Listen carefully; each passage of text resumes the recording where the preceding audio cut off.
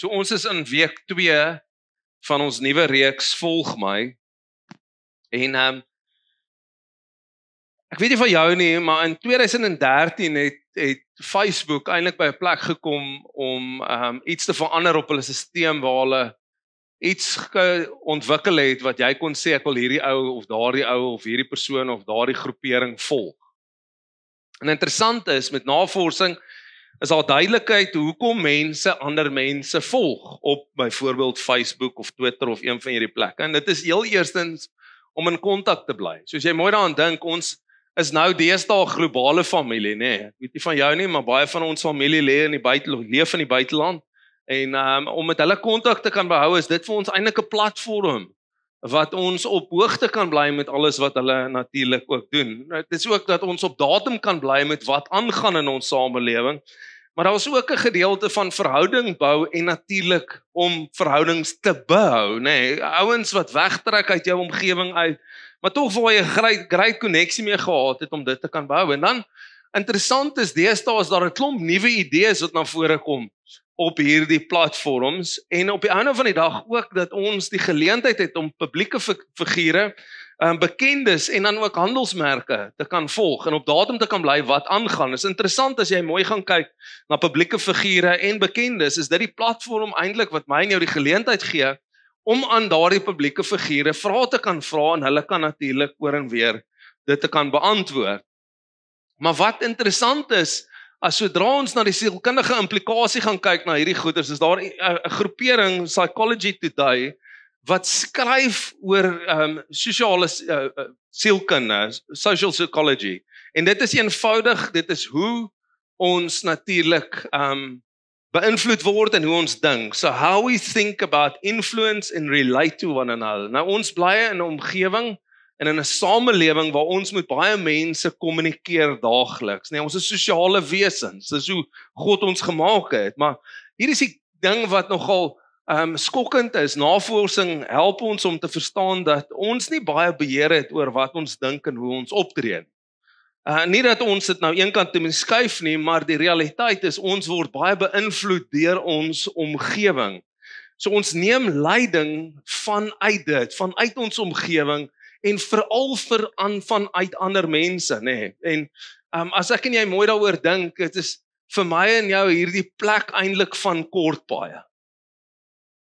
Dink gou daaroor. As jy wil suksesvol wees in jou lewe, wat gaan navors jy? Wat gaan ondersoek jy? Jy gaan kyk na ouens wat suksesvol is of sê hulle suksesvol. En hoe weet ons hulle suksesvol?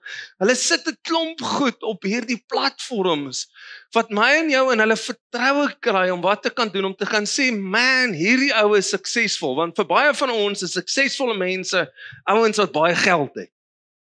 Nee? Of redelik baie volgers het.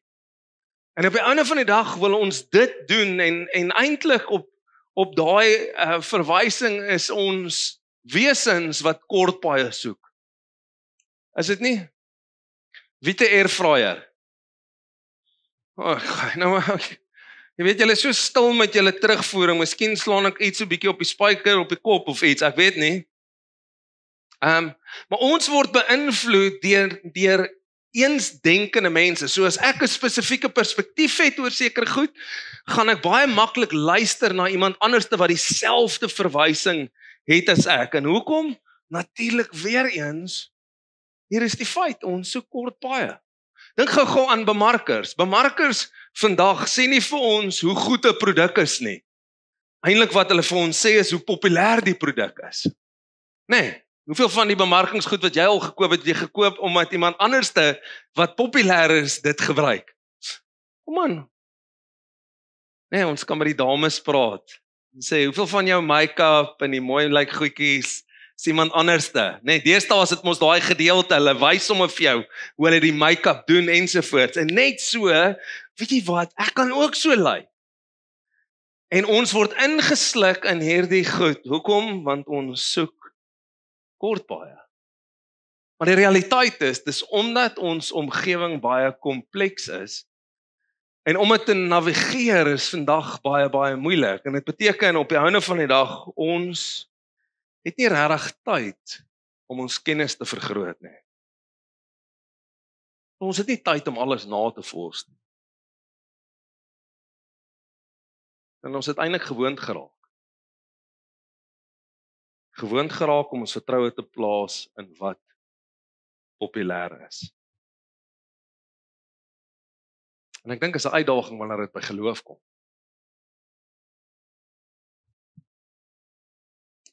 En ek dink, sodra ons gaan na wat populêr is, dan sê dit daar's 'n klomp ouens wat ons gaan kyk en sê, "Jesus, maar hierdie ou het miljoene volgers, so wat hy sê, moet seker die waarheid wees."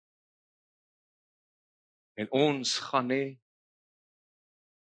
en lees self, wat sê die Here? En ons word op sleeptou geneem.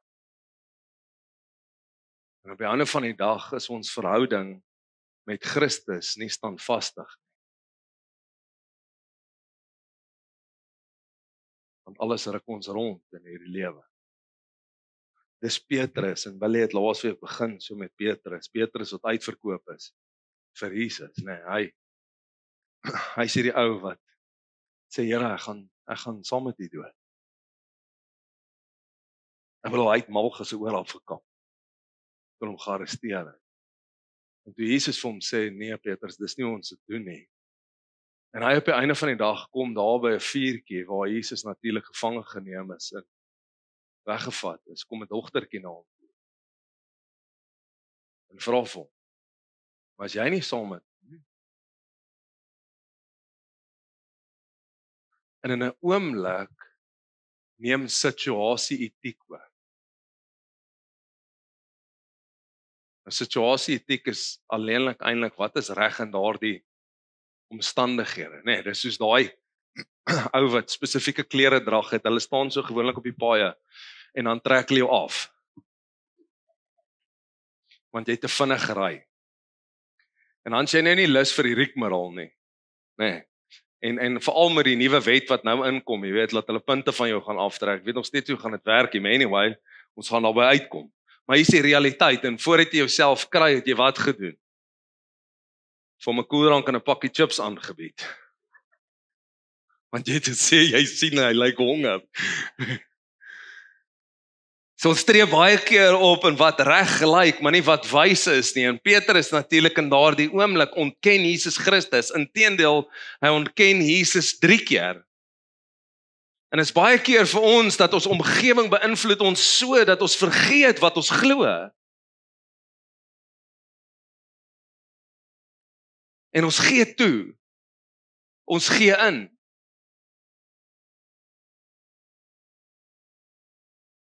En is interessant vir my, is toe Jesus natuurlik uit die dood uit opstaan en daai eerste gesprek wat hy met Petrus het, waar hy hom herstel in sy bediening, vra hy die volgende vir hom.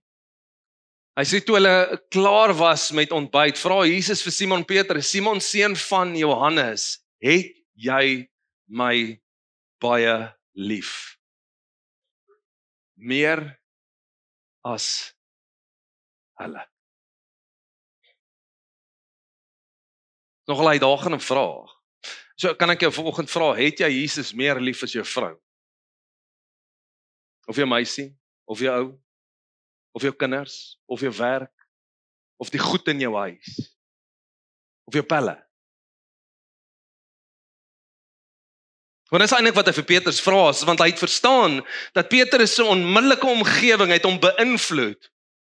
En volgende week gaan ons bietjie praat oor vriende, nee, want ek dink dit is so belangrik. Baie keer mis ons dit in ons eie lewe, is dat ons dink ons kan deur hierdie lewe gaan en gelowig wees en hierdie pad stap saam met Jesus Christus en hom volg, maar ons het nie die regte vriende nie. En ek dink ons praat te min oor vriende. Ek dink ons praat nooit oor vriende nie. So volgende week moet dit nie mis nie, want nooi jou vriende. Nee. Hier is die ding, dis die vraag wat hy hom vra, en 3 keer eintlik vra hy vir hom die vraag, het jy my lief? Wat hierdie een sê, dan gee my skape kos, en dan sorg vir my lammers, en dan weer, sien om na my skape. 3 keer vra Jesus vir hom, het jy my lief? Die eerste 2 keer wat hy dit vra, gaan oor agape liefde, oor goddelike liefde.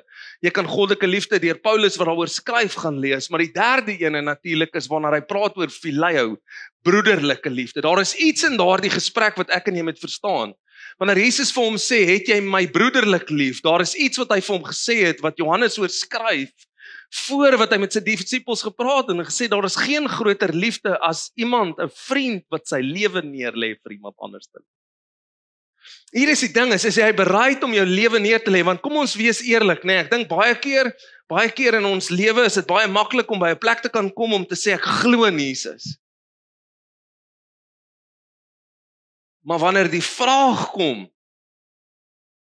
volg my, dan verander die perspektief. So hoor net gou, voordat Jesus by hom kom as Petrus en vir hom sê, volg my, sê hy vir hom hoe hy gaan sterf.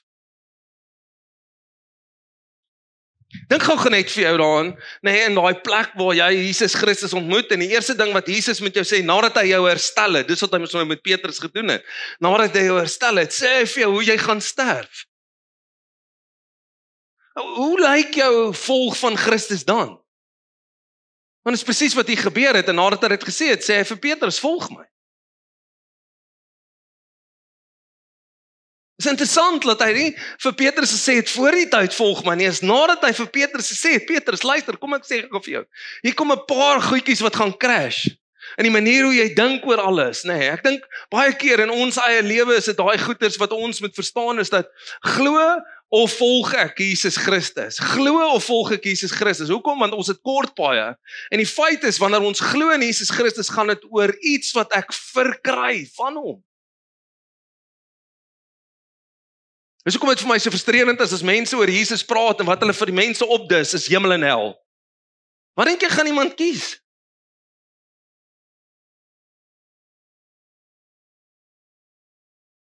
Dis nie die gesprek nie. Die gesprek is, kies jy Christus, bo alles, dis wat hy vir Petrus vra.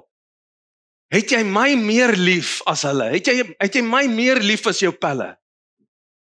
Is jy bereid om jou pelle te laat gaan vir my? Want is maklik om in Jesus Christus te glo, die duiwel doen dit ook. It's a different function when we follow Christ, because he becomes the one that teach me who I am. Want jy sien, om Christus te volg, is daar 'n paar aspekte wat ek moet ontdek. Nommer 1 is natuurlik wie hy is. Nommer 2 is wie is ek in hierdie hele proses? En is natuurlik Petrus. Luister, hierdie is amazing. Ek weet nie, as jy hierdie goed lees, moet asseblief nooit die menslike aspek daarvan. Hier stap hulle na hierdie ontbyt, stap Jesus nou saam met Petrus, in hierdie gesprek wat hulle het, en dan kyk Petrus om, en dan sien hy Johannes. En Johannes is natuurlik die liefling disipel. Kyk wat sê hy, toe Petrus omdraai, sien hy dat die disipel vir wie Jesus lief gehad het, hulle volg, die een wat ook tydens die maaltyd teen sy bors aangeleun het en gevra het, Here, wie is dit wat u gaan verraai? Toe Petrus hom sien. Sig is nogal 'n interessante aspek, want waar sien ek en jy goeders? Dis wanneer ons mense volg, dan sien ons mos 'n klomp goed. Ons sien waar hulle vakansie hou. Eers hierdie ouens is alweer oor see, en hierdie ouens sit in die Kaap, en hierdie ouens sit in dit, en ek sit by tuisbly se karretjie. Dis daai ding van, liewe hemel tog. Is dit hoe my lewe moes uitdraai? Ek glo ook in Jesus, hulle glo ook in Jesus, hier's 'n verskil. Hier's die ding wat Petrus sien. Here, maar wat van hom? Luister, Jesus het nou net vir Petrus gesê hoe hy gaan sterf. Ek dink ek sou ook vir Jesus gevra het, okay, maar nou, jy praat nou met my, maar wat van hierdie chomma?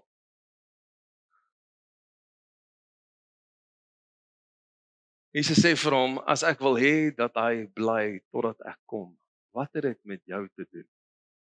Volg my. Hy bring ons eintlik in 'n spasie en sê, stop following other people instead of Christ. Want ons is so gewoond om ander mense te volg, dat dit ons beïnvloed in die maniere ons goeders aanpak.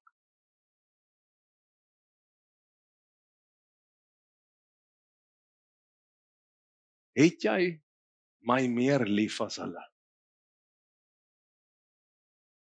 Is jy bereid om saam met my die journey te stap? Is jy bereid om deur die goed te gaan wat vir jou voor lê? Deur die vertroue wat jy in my het, want jy sien hier is die probleem, is ek dink ons glo in Jesus, right vir wat Jesus vir ons bied, maar sodra die poppos 'n bietjie die fan slaan, nee, dan spring ons uit die boot uit, want waar's Jesus nou? Kyk hoe lyk my lewe, alles het mekaar, plaas het ons deur dit gaan. Want hier is die gedagte, wanneer ek en jy deur moeilike omstandighede gaan en uitdagende omstandighede, wat begin in my en jou ontwikkel? Jy sien, wanneer ek op 'n plek kom en ek besef dat die vriendekring wat ek het nie vir my gesond is nie, die plek waar ek myself in bevind nie vir my gesond is nie, en ek onttrek my daaroor oor Christus, kyk wat gebeur, hier gaan nou iets hier plaasvind, maar is ek bereid om deur dit te gaan?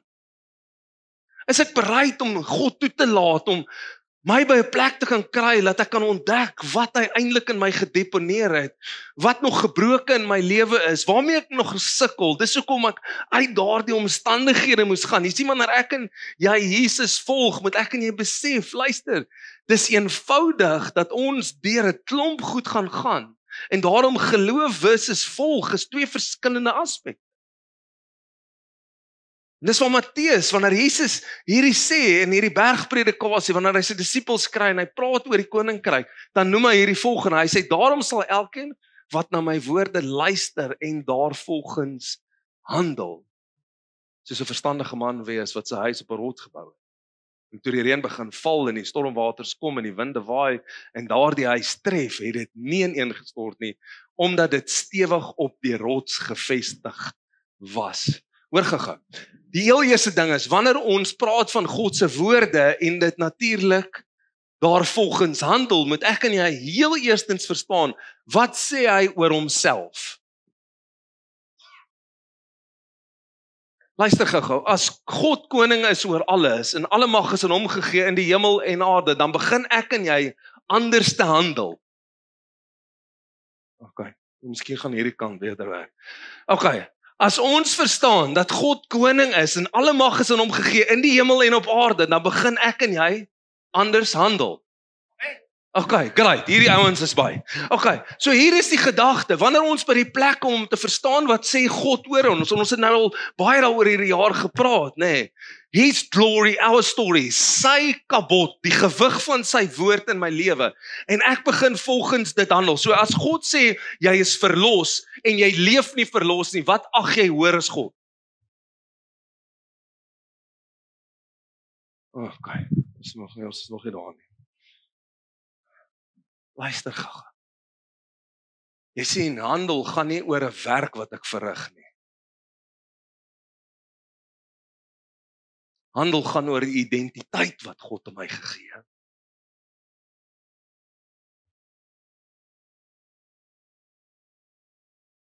As hy sê ek en jy is meer as oorwinnaars, hoe handel jy? Soos 'n loser of 'n wenner? Want hier is die probleem, is omdat daar 'n klomp woorde is in hierdie wêreld. En ons beïnvloed word deur dit en op sleeptou geneem word met hierdie woorde, word ons van bakpoort na stuurboord geruk. En wanneer ons dan deur daardie probleemareas in ons lewe gaan, wie blameer ons? Jesus. Maar jy het hom nie eens gevolg nie. Jy het 'n kort pad gesoek. En dis wat ons baie keer doen. Ons het nie tyd om self navorsing te doen nie. So wat kom ons kom Sondag sodat Aubrey vir my kan sê wat om te doen. Nee. Jy moet sorg dat wat Aubrey vir jou sê die waarheid is. Jy moet self navorsing gaan doen. Jy moet by die plek kom dat die woord wat ek spreek Christus se woord is, sodat dit jou en my op standvaste rots plaas. So wanneer die storms kom in jou lewe, dat jy nie die Here blameer nie, maar die een wie jy volg, en is baie keer jou eie woorde en gedagtes. En dis wat hy vir ons sê. Hy sê, maar elkeen wat hierdie woorde hoor, en dit nie uitvoer, nie volgens dit handel, sal soos 'n onverstandige man wees, wat sy huis op die sand gebou het. En toe die reën begin val, en die stormwaters kom, en die winde waai, en daardie huis tref, het dit ineengestort en die ineenstorting was geweldig.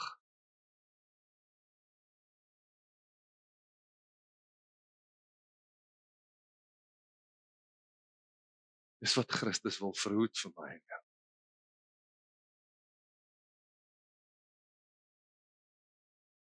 Hy wil nie hê jy moet ineenstort. Inteendeel. Dis nooit wat hy oor my en jou dink nie. Ek is met jou en vir jou. Jy sien, hy is die onbeweeglike, dieselfde gister, vandag en tot in alle ewigheid. Luister gou, God verander nie sy mind oor jou nie. Hy het nog nooit. Hy het nog nooit sy gedagtes verander oor sy doel vir my en jou nie. Waarvoor hy ons bestem het om soos Christus te wees. Dit is van die begin af. Dis wat Romeine 8:29 sê. Voor die grondlegging van die aarde het hy ons bestem om soos sy seun te wees. Dat ek en jy hierdie kan aanneem. Dat ons wat volgens sy beeld geskaap het, werklik volgens sy beeld kan begin leef. Maar dit sê hy, toe Jesus sy redevoering voltooi het, was die skare verstom oor sy lering. Omdat hy hulle geleer het, soos iemand met gesag en nie soos hulle skrifkenners nie. Kan ek jou gou sê, weet jy hoe kry iemand gesag? Wanneer hy deur iets gegaan het, and he's got the story to tell about it. Dit is baie maklik om die skrif te kan aanhaal.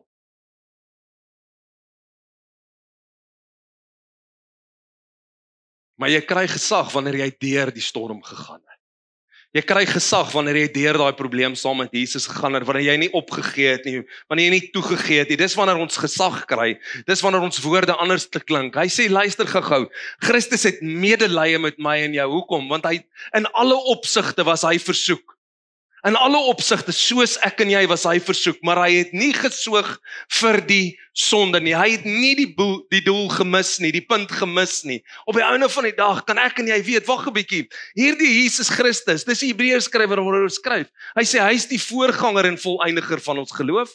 Nee, die Engels praat so mooi. Hy sê he's the author and the finisher of our faith. Luister, he designed faith. And he came and showed us how to fulfill faith. En nou wil jy iemand anders te volg. Jy wil by iemand anders te hoor. Nee, hy is die een na wie toe ek gaan. Hy is die ene wat vir my nie net die kennis gee nie, maar die implementering van dit, want ek kan nie net hoor nie. Dit moet 'n plek wees waar ek dit kan toepas. Maar hier is die probleem. Ons het nou in deesdae se tye 'n kortpad teologie. How to get to heaven. Kan ek jou gou help? Dit is nie 'n kortpad teologie nie, dis 'n verhoudingsteologie. En dit vat intentionaliteit en tyd. Ek leer om hom te vertrou. Dis wanneer ek deur dit gaan en aan die ander kant kan terugkyk en sê, God het my die krag gegee, hy het my versterk, hy was met my, hy het my nooit verlaat nie, nooit begewe nie.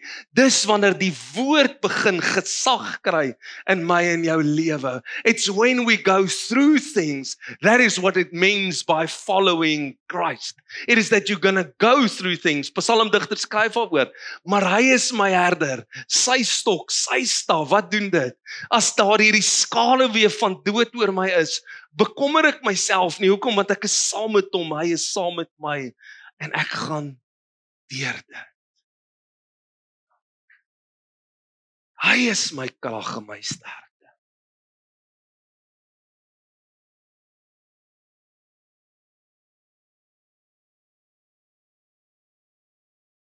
Hy is die ene wat my opbou wanneer ek wil opgee.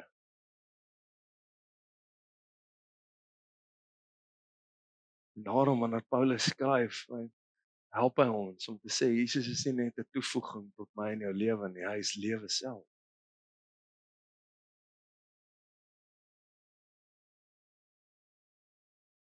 Jesus is nie 'n toevoeging dat my lewe kan beter word nie. Jesus is lewe.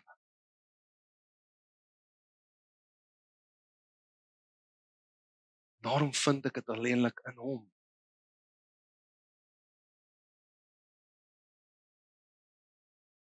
Vir baie is Jesus 'n toevoeging dat ek 'n suksesvolle besigheid kan hê en ek meer finansies kan hê en 'n beter kinderlewe en 'n beter dat en 'n beter dit en dan kom ons tot die ontnigtering. Dis nie wie Jesus is nie. Hy is lewe. Lewe is nie altyd maklik nie. Met maanskyn en rose. Dit is nie so nie.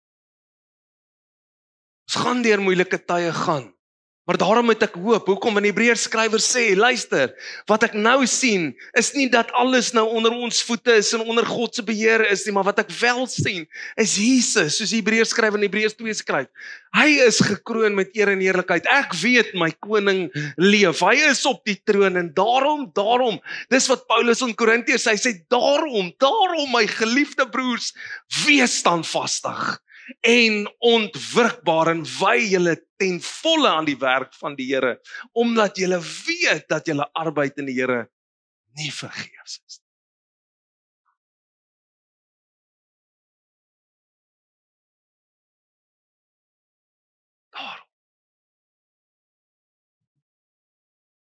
Daarom is ek standvastig. Dis nie 'n kort pad nie. Dis nie 'n lysie wat ek kan tik nie. Daarom is ek standvastig oor Christus. Want hy is my rots. Hy is my ja en amen. Hy is my lewe. Soos Paulus skryf, om ons te kan help om te sê, ja, vir my is Christus lewe. Luister, kom ons wees eerlik. Ons kom op tye wanneer ons wil opgee. Draak taaf. Draak moeilik. Dit is nie maklik baie keer. Ek moet deur goed worstel. Ek was self daar. En ek kom elke nou en dan ook weer daar. Dis die realiteit, want ons het emosies. En baie keer wil ons goed deur ons emosies verstaan. Ons hardloop op gevoel. En omdat ek nie daai gevoel het van standvastigheid nie, ek het nie die gevoel van dit nie, dan gee ons toe tot die gevoel. Maar hierdie is nie 'n gevoel ding nie. Hierdie is 'n ding van Christus, 'n persoon ding. Hy wat standvastig is, ewig is. Sy woord sal laat voortbring waarvoor dit bestem is. En daarom kan ons in daardie oomblik standvastig staan. En dis hoekom Paulus in Galasië skryf, laat ons daarom nie moeg raak om goed te doen.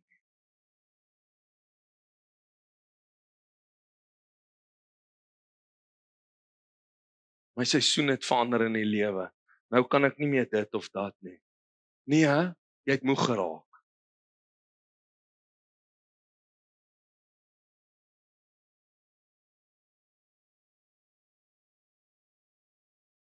Wie sê ding, ouens, ons moet deurdruk.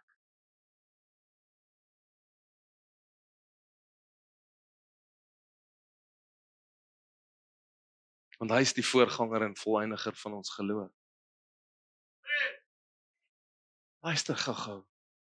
Die Hebreërs skrywer help ons. Hy sê, luister, ek en jy het nog nie ten bloede, hoor gou-gou, ten die sonde beklei nie. Daai woordjie sonde, weet ons, is die woordjie harmatia, dit beteken om die doel te mis. Wat is die doel gemis in ons roeping? Hy sê, ek en jy het nog nie ten bloede beklei vir hierdie nie.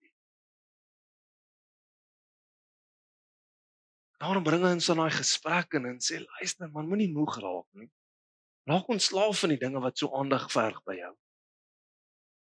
En die sonde wat so maklik jou op sleeptou en vir jou so kan word. Raak ontslaaf daarvan. Jou oog gefestig op Jesus. Dis jou wedloop. Jou wedloop is wat Jesus Christus vir my en jou sê. Dis ons wedloop. Moenie worry oor wat ander moet deurgaan nie. Moenie moeg raak. Nee, moenie verslap nie. Dis wat hy sê, sal ons op die regte tyd oes. Hoor gou. As ek en jy nie ophou nie, laat ons nie moed opgee nie, as ons nie verslap in dit nie, op die einde van die dag gaan ons die oes kry wat vir ons bestem is. En ek dink ons mis dit, en soveel mense het al opgegee voor die tyd. En luister wat hy sê. Hy sê die regte tyd vir jou. God weet wat is die regte tyd vir jou dat jy die oes moet kry. Maar omdat ons kortpad soek na ons oes toe, mis ons mis die oomblikke van ontwikkeling en toerusting, sodat wat kan gebeur, sodat die oes doelgerig gebruik kan word vir wat God het bestem het. Ons soek hierdie goed, maar ons soek nie Christus nie, en hy bring ons in die spasie te sê, luister, ons fokus moet verander, volg hom. Jou oes sal inkom, daai deurbraak sal gebeur. Maar jy sê, ding, moenie moeg raak om goed te doen nie. Moenie verslap nie, want as jy verslap, gaan jy nie die oes kry nie. Keep on going. Hoog gefestig op Christus. Dis hoekom hy ons by die spasie bring en sê, laat ons dan, terwyl ons die geleentheid het, aan almal goed doen. Dit gaan dalk nou op die oomblik sleg met jou, maar doen goed aan ander. Moenie gaan verkrummel en gaan lê en gaan moan en groan oor jou situasie. Staan op, kind van God. Hy is met jou, hy is jou sterkte, hy is jou krag. Hy sê vir jou, jy is tot alles in staat deur hom. Kom aan, staan op, doen goed.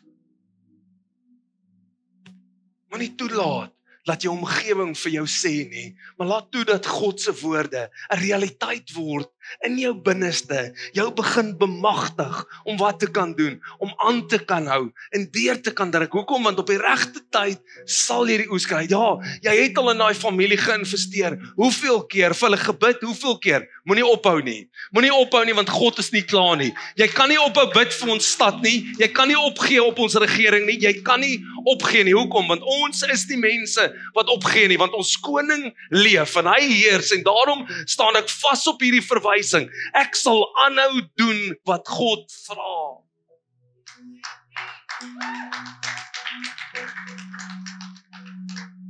Van die tafel het hy gedek.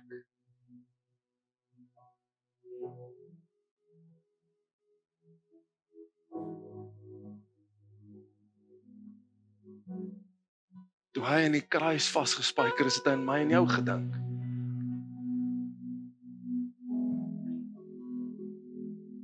Die Hebreërs skrywer skryf hierdie vir die vreugde wat vir hom voorgehou is. Oorgegaan. As jy deur gaan druk en jy kom ander kant uit, sal jy die vreugde beleef wat jy nog nooit in jou lewe ervaar het.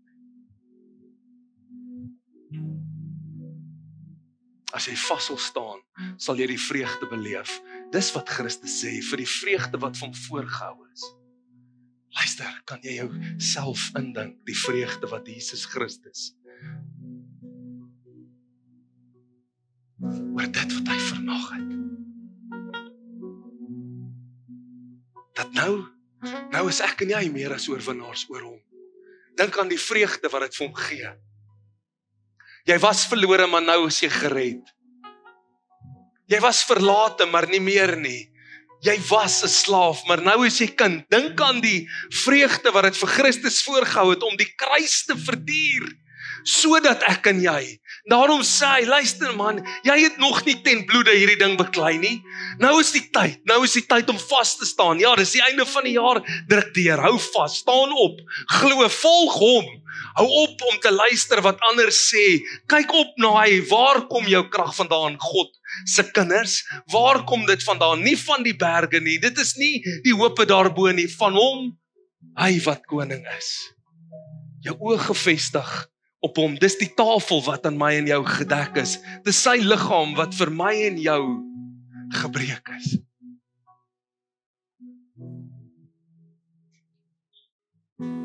Sy liggaam vir my en jou. Dis sy bloed wat die nuwe verbond bevestig. Wat anders te kan ons gee as alles?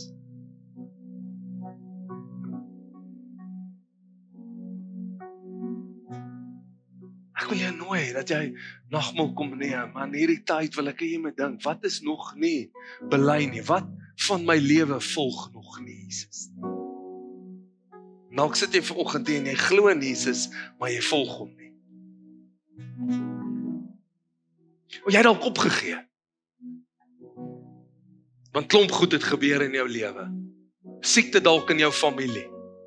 Goed waarvoor jy vertrou het wat nie gebeur het nie. Ek wil gou vir jou een ding sê. Laas jaar, die 24ste Junie. Ek dink is die 24ste Junie, ek ben onseker. Gee ek 'n profetiese woord vir 'n koppel. Hulle het hier gestaan. Iets wat die Here op my hart lê, om met hulle te share. En sê, binne 'n jaar sal julle 'n kind hê. Hulle is in Kanada.